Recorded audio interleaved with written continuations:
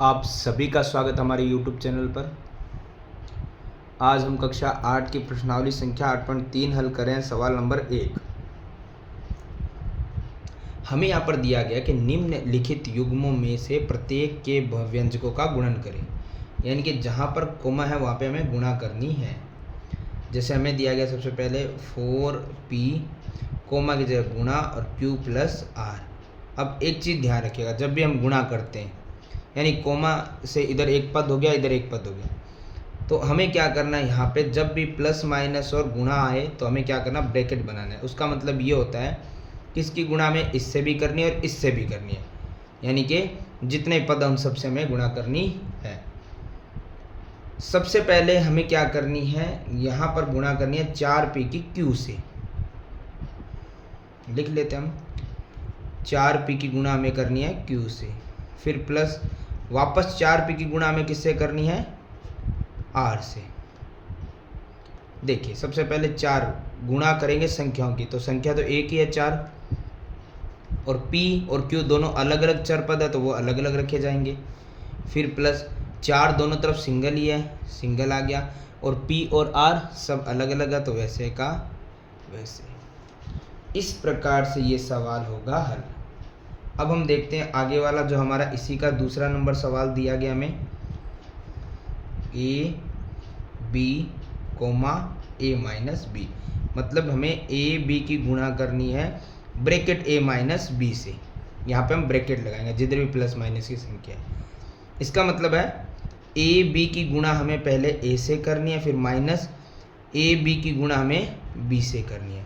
तो देखो संख्या तो वैसे कुछ है नहीं, a और a हो गए यहाँ पर स्क्वायर, क्योंकि a की पावर 1 गुणा में जुड़ जाती है, और b as it is, minus a single है, और वैसे ही b की पावर 1 होगी b स्क्वायर।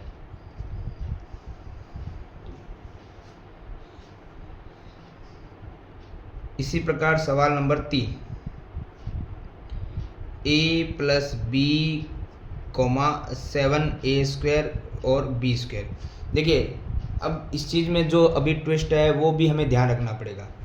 कोमा से इस तरफ अभी प्लस माइनस की संख्या, यहाँ एक तरफ वाला एक पद आता था, इस बार पद एक तरफ इस तरफ है, इधर प्लस माइनस की संख्या है, तो हमें जहाँ पर प्लस माइनस दिखा वहीं हम ब्रैकेट लगाएंगे, कोमा की जगह गुणा, और बाकी एज इट इज वैसे का वैसा। देखिए सिंपल सी बात है, यानी 7a स्क्वायर b स्क्वायर की गुणा हमें पहले a से करनी है, फिर plus 7a square b square की गुणा b से करनी है। इसका मतलब सिंपल सा है कि हमें क्या करना है, सबसे पहले संख्या देखनी है। संख्या 7 हमारे पास, हम यहाँ पर लिख देंगे। अब a ये पावर 1 और ये पावर 2 हो गया पावर 3, और b स्क्वायर अकेला ही है, फिर प्लस यहाँ पर सबसे पहले संख्या, फिर a और b में से बड़ा a है तो a पहले आएगा, मतलब जो पहले अक्षर आता है। b की पावर 1 b की पावर 2, बड़ा तो वैसे b हो गया लेकिन पहले a आता है ना, b की पावर 1 b की पावर 2 हो गया b की पावर 3। इस प्रकार से इन सवालों का हमें हल करना है, आगे से आगे हम इन्हें हल करते जाएंगे।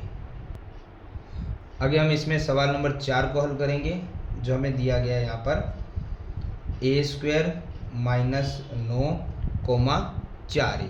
मतलब a square minus a bracket में बंद और गुणा आ गया 4a। तो सबसे पहले हम a स्क्वायर की गुणा करेंगे 4a से, फिर माइनस 9 की गुणा हम करेंगे 4a से। तो यहाँ पे सबसे पहले हमें क्या करना है, पहला पद संख्या लेनी है, संख्या दोनों में 4 आ रहा है। अब a स्क्वायर और a की पावर 1 हो गया a की पावर 3, माइनस 9 चौक 36, और a एज इट इज वैसे का वैसा।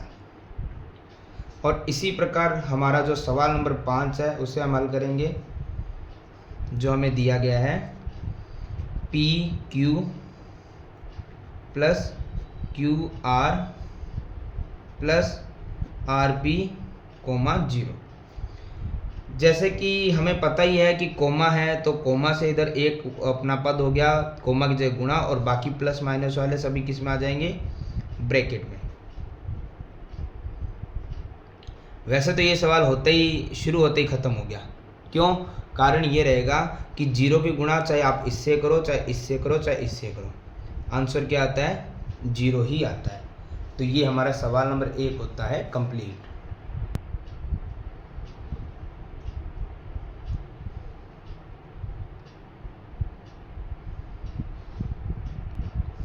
सवाल नंबर 2। सवाल नंबर 2 में हमें एक्चुअली एक सारणी बना के दी गई है, लेकिन हमें जो सवाल है उनको पहले हल करना पड़ेगा, फिर सारणी फिल करना है।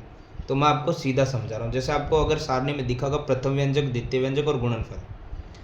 प्रथम व्यंजक यानी पहला पद, दूसरा पद हमें ये दिए गए जिनके अंदर 3 पद है और गुणनफल करना है इनकी।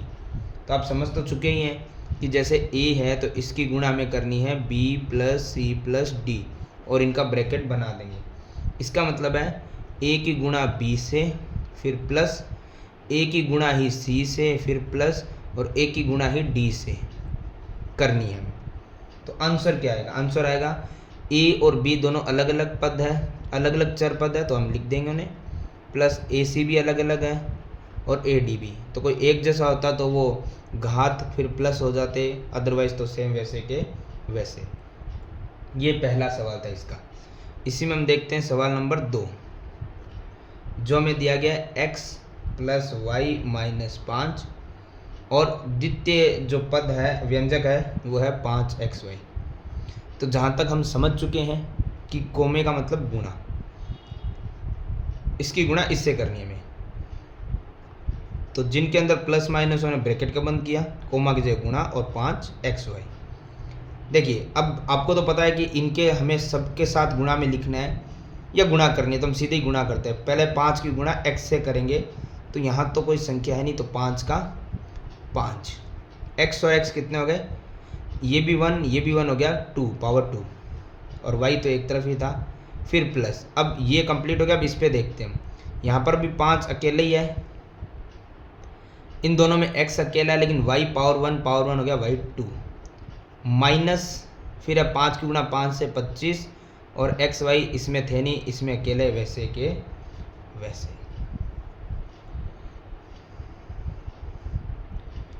सवाल नंबर 3, p की गुणा करनी है हमें, ब्रैकेट 6p² माइनस 7p और प्लस 5 से। इसका मतलब हमें क्या करना है? सबसे पहले तो p की गुणा इन सब से करनी है, तो हम p की गुणा करते हैं, लेकिन पहले संख्या लिखी जाएगी, तो हमने संख्या लिख दी 6। अब p की पावर 1, p की पावर 2 हो गया p की पावर 3 माइनस, दोनों में संख्या 7 है, p की पावर 1, p की पावर 1 हो गया p की पावर 2 यानी स्क्वायर, प्लस दोनों में संख्या पहले आती है यानी अचर पद, फिर चर पद p अकेला वैसे का वैसे। इसी में सवाल नंबर 4, जो हमें दिया है 4p² q² और हमें गुणा करनी है p² माइनस q² से। देखिए सिंपल, पहले 4 की गुणा इसमें देखते संख्या 4 ही है तो 4 ही लिखा जाएगा। यहाँ p की पावर 2, यहाँ p की पावर 2 हो गया p की पावर 4 माइनस, यहाँ q की पावर 2, यहाँ q की यहाँ तो q है ही नहीं, तो q की पावर 2 आगे वाले में तो बाद में जाएंगे, पहले इससे तो मल्टीप्लाई करें। तो q की पावर 2 एक बार ये है, ठीक है। ये मैंने माइनस थोड़ा गलत लगा दिया जल्दबाजी में, आप ध्यान रखिएगा कि पहले 4 था, 4 p की पावर 4 हो गई, q अकेला था स्क्वायर में वैसे का वैसा, फिर माइनस। अब देखो 4 फिर से अकेले ही है, p की पावर 2, यहाँ पे p की पावर कुछ है नहीं तो वैसे का वैसे, q की पावर 2, q की पावर 2 हो गया q की पावर 4। देखो कितना बोलना पड़ता है इसके लिए। इसी में हमारा एक और जो क्वेश्चन, इसमें 5वां नंबर जो दिया गया है, उसके अंदर हमें दिया है a प्लस बी प्लस सी और हमें गुणा करनी है ए बी सी से। वाह, एक तरफ प्लस में, एक बार एक तरफ है गुणा में। तो देखो सबसे पहले हम क्या करेंगे, a की गुणा करेंगे ए बी सी से, प्लस फिर b की गुणा करेंगे ए बी सी से, प्लस फिर c की गुणा करेंगे ए बी सी से। सबसे पहले a की गुणा a से करो तो क्या हो गया a² और बी सी वैसे का वैसा, प्लस यहाँ पे a पहले आएगा, फिर b² हो गए और c, यहाँ पे a पहले आएगा, फिर b अकेला वैसे आ गया और c हो गया स्क्वायर। तो हमारा आंसर बना A square B C plus A B square C A B C square. इस प्रकार से हमारा सवाल नंबर 2 होता है कंप्लीट।